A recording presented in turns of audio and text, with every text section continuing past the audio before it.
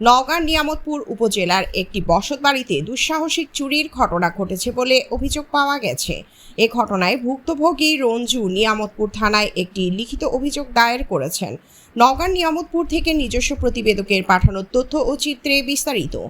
অভিযোগ সূত্রে জানা যায়, উপজেলার রসুলপুর ইউনিয়নের কাচারি দামপুরা গ্রামে গত 22 জুন দিবাগত রাতে পরিবারের সদস্যরা বাড়ির বাইরে অবস্থান করার সুযোগে দুর্বৃত্তরা ঘরে প্রবেশ করে।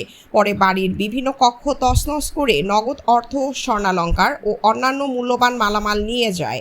লিখিত অভিযোগে উল্লেখ করা হয়েছে, চুরি হওয়া মালামালের মধ্যে রয়েছে প্রায় 2,30,000 টাকা নগদ অর্থ, একটি পানি সেচের মোটর, একটি ফ্রিজ, 3টি সিলিং ফ্যান, একটি সোফা সেট, 5টি বিদেশি কম্বল, কাঁসার থালা বাসন সহ বিভিন্ন গৃহস্থালী সামগ্রী।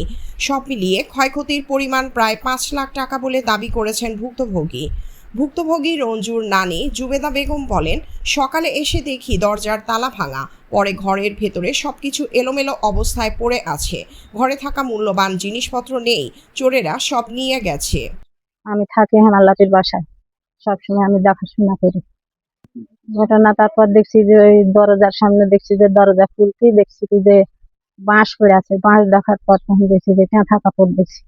তখন আমি বলছি যে রুলি ছবি তোরা জড়িয়ায় আমাকে সংহার করে চলে গেছে, যে আমি আর বলতে পারবো না, অজ্ঞান হয়ে গেছি। জ্ঞান ফেরার পর তখন ঘরে সবাই ঢুকলো, ঢুকে দেখছে কিছুই নাই, ফ্রিজ নাই, ছাদ ফ্যানটা নাই, মোটর নাই, আর ওই ঘরে কান্ত আর রেখে দেখা দেখি।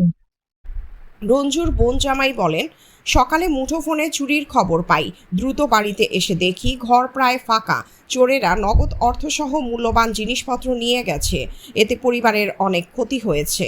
আইসা যে দেখছি যে ফ্রিজ নিয়ে গেছে, ফ্যান নিয়ে গেছে, মোটর নিয়ে গেছে, বাক্স ভাঙছে, তারপরে যে কাঁসারের জিনিসপাতি ছিল এগুলো নিয়ে গেছে, তোষক নিয়ে গেছে, আরো বিভিন্ন রকমের জিনিস ছিল ওগুলো নিয়ে গেছে।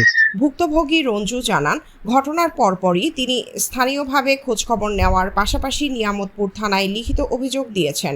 তিনি দ্রুত তদন্তের মাধ্যমে চোরদের শনাক্ত করে চুরি হওয়া মালামাল উদ্ধারের দাবি জানান। এ বিষয়ে নিয়ামতপুর থানার officer in charge OC Mahbubur Rahman বলেন, চুরির ঘটনার অভিযোগ পেয়েছি, বিষয়টি তদন্ত করে প্রয়োজনীয় আইনগত ব্যবস্থা গ্রহণ করা হবে। ভাগনার বাড়িঘর চুরি হয়েছে। ভাগনার নাম হচ্ছে রঞ্জু, পরে তো ওইখানে থাকে না, আপনার থাকে বাইরে। এসে দেখছি কিছুই নাই বাড়িতে। আমরা এটা প্রশাসনের কাছে চূড়ান্ত এটা বিচার চাই। আমি গিয়েছিলাম রঞ্জুর বাড়িতে, সবাই জানাজানি হলো যে এখানে চুরি হয়েছে। আমি আইলাম, সবাই ডাকলো, ডাকার পরে আইলাম, এসে দেখলাম যে আসলে চুরি হয়েছে।